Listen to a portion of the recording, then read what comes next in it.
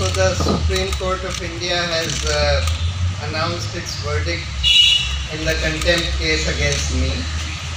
It holds me guilty of contempt of court and has imposed a fine of 1 rupee, and failing my depositing that, imprisonment of 3 months and debarring me from practice for 3 years.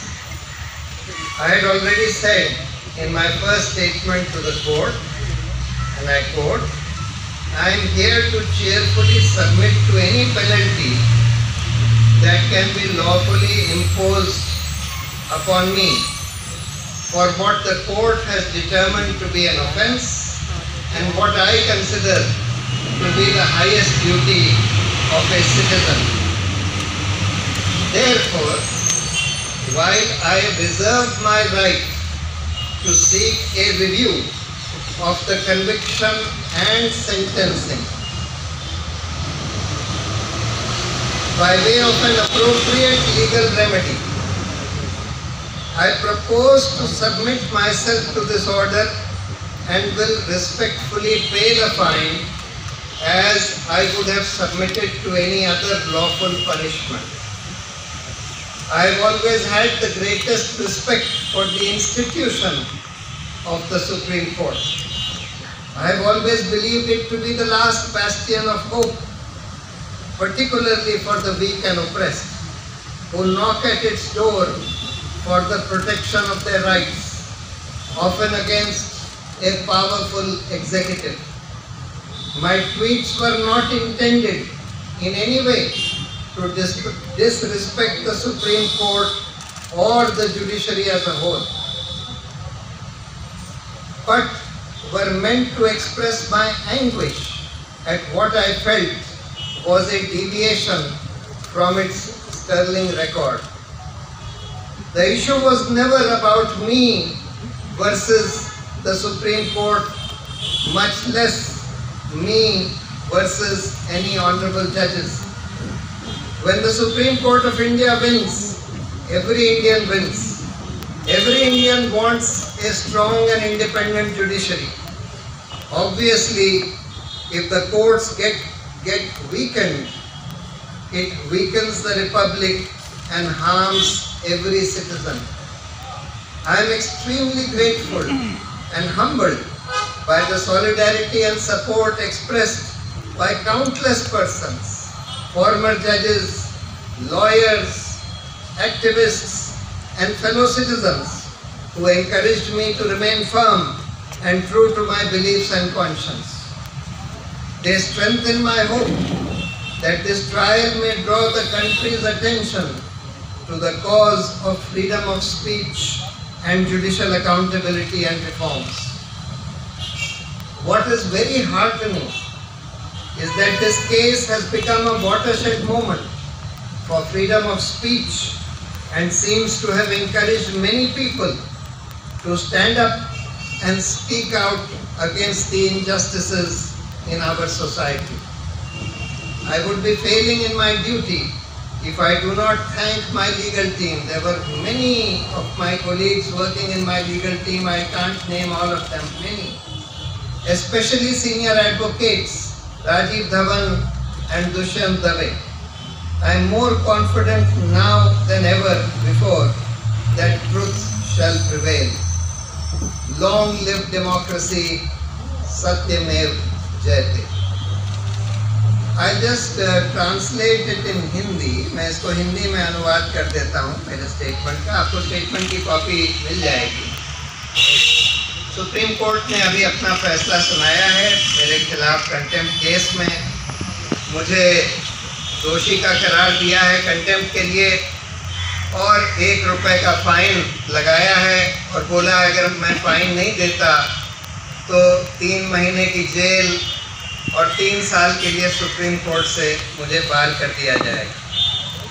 मैंने पहले ही बोला था कि मैं जो भी supreme court मेरे खिलाफ सेंटेंस देगा मैं उसको खुशी खुशी मान लूँगा. ऑफ कोर्स सब्जेक्ट टू मेरी जो राइट है इसके खिलाफ अपील करने की. क्योंकि मैंने जो कहा है वो मुझे लगता है, सुप्रीम कोर्ट ने तो उसको बोल दिया कि ये कंटेम्प्ट है, मुझे लगता है कि वो हर नागरिक का सबसे अहम कर्तव्य है। सच बोलना, जहाँ गलत हो रहा है उसके खिलाफ अपनी आवाज़ उठाना, ये हर नागरिक का सबसे बड़ा कर्तव्य है। तो मैं ये फाइन दे दूंगा, लेकिन जो मेरा राइट है इसके खिलाफ चाहे रिव्यू फाइल करने का, चाहे रिट फाइल करने का, दोनों कंटेम्प्ट का जजमेंट और सेंटेंसिंग के जजमेंट को चैलेंज करने का, वो सब मैं करूंगा। और अगर और भी कोई पनिशमेंट इम्पोज किया होता वो भी मुझे मान्य था। ऑब्वियसली सुप्रीम कोर्ट का फैसला सबको मान्य होता है। मेरे लिए सुप्रीम कोर्ट के प्रति बहुत गहरा रिस्पेक्ट रहा है शुरू से, जब से मैं प्रैक्टिस करता रहा हूँ।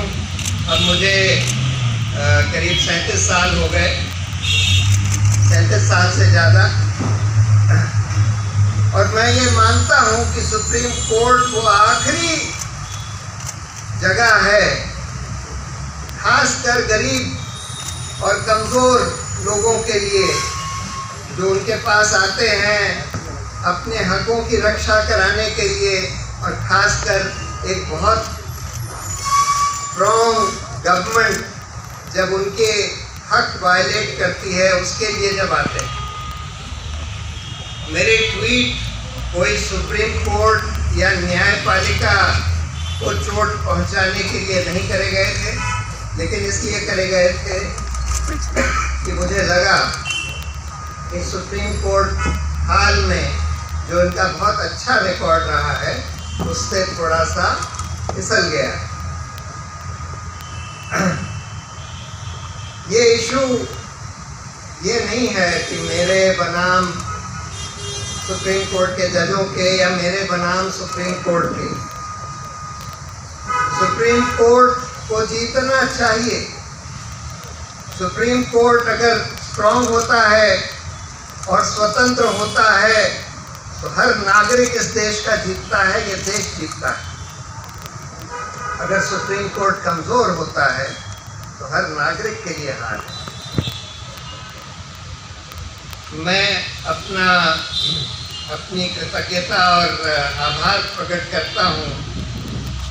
इतने सारे लोग जो मेरे लिए, मेरे सपोर्ट में, मेरे संग सॉलिडारिटी में खड़े हो गए, चाहे वो जज रहे हों, पूर्व जज, चाहे वकील रहे हों, चाहे एक्टिविस्ट रहे हों, चाहे आम नागरिक रहे हों, इतने सारे लोग खड़े हो गए।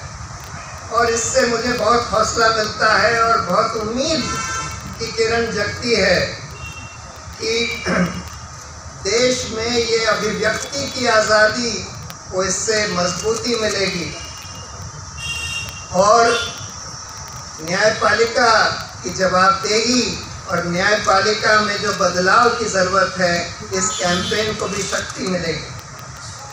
सबसे बड़ी बात ये हुई है कि इस केस के कारण बहुत सारे लोग, क्योंकि इन्होंने उसको, लोगों ने इसको एक फ्रीडम ऑफ स्पीच का एक औजार समझा, और बहुत सारे लोग जो अभी हताश होकर बैठे हुए थे वो खड़े हो गए और जो इस देश में जो अन्याय हो रहा है उसके खिलाफ अपनी आवाज़ बुलंद करने लगे। ये बहुत बड़ी बात है। और मैं अपना आभार, जो मेरी लीगल टीम थी जिसमें बहुत सारे लोगों ने काम किया, मैं सबके प्रति अपना आभार व्यक्त करता हूँ। और ख़ासकर जो हमारे सीनियर वकील थे राजीव धवन और दुष्यंत दवे के प्रति। और मुझे पूरी उम्मीद है कि सत्य की जय होगी और इस देश में लोकतंत्र और सुदृढ़ होगा और मजबूत होगा। सत्यमेव जयते।